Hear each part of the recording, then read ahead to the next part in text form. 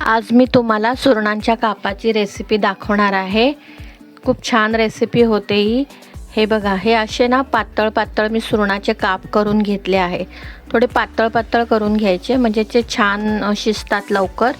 आणि स्वच्छ धुवून ते कापून घेतले आहेत। आता आपल्याला ह्याला उकडून घ्यायचं आहे। उकडायच्या अगोदर ह्याच्यामध्ये ना आपल्याला कोकम टाकायचे आहेत। हे बघा, हे उकडायला ठेवले। आता ह्याच्यावर ना आपण कोकम टाकूया। कोकम ह्याच्यासाठी टाकायचे की सुरण आहे ना कधी कधी खाज येते घशाला, त्याच्यामुळे कोकम टाकून आपण हे 7-8 मिनटं उकडून घेऊया छानपैकी। उकडून झालं, हे बघा हे सुरण आपलं उकडून झालेलं आहे। हे बघा किती छान उकडलं गेलं आहे, पटकन तुटतंय बघा। एवढ्या प्रमाणात त्याला उकडून घ्यायचं।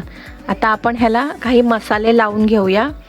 ह्याला आपण छान मसाले लावूया। हे बघा, पहिलं मी आलं लसूण पेस्ट टाकली आहे थोडी, म्हणजे 1 चमचा आणि थोडी पेस्ट टाकली आलं लसूणची।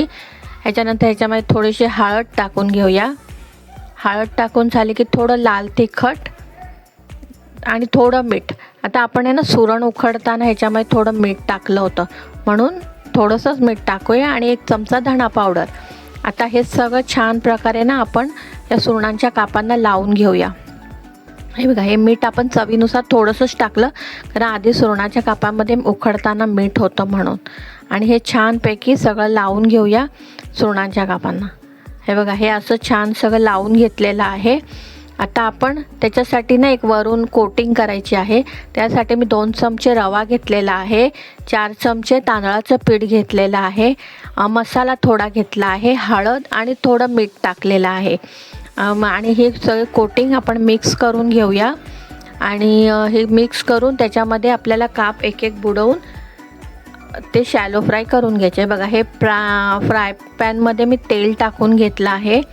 तेल गरम होईल तोपर्यंत आपण हे काप जे आहेत हे पूर्ण असे बघा ह्या पिठामध्ये हे असे मिक्स करून छान घेऊया। म्हणजे त्याला कोटिंग जे येईल ना ते एकदम कुरकुरीत तयार होतील। हे बघा, हे पूर्ण आपण असे छान काप आहेत ना टाकून घेऊया।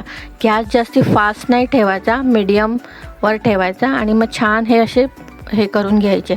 आता आपण ते छान पलटी करून बघूया। हे बघा, जास्त वेळ नाही लागत, एक 5-7 मिनटामध्ये ते छान फ्राय होतात, कुरकुरीत होतात। हे बघा, तुम्हाला माझ्या रेसिपी कशा वाटतात या तुम्ही मला नक्की कमेंटमध्ये सांगा।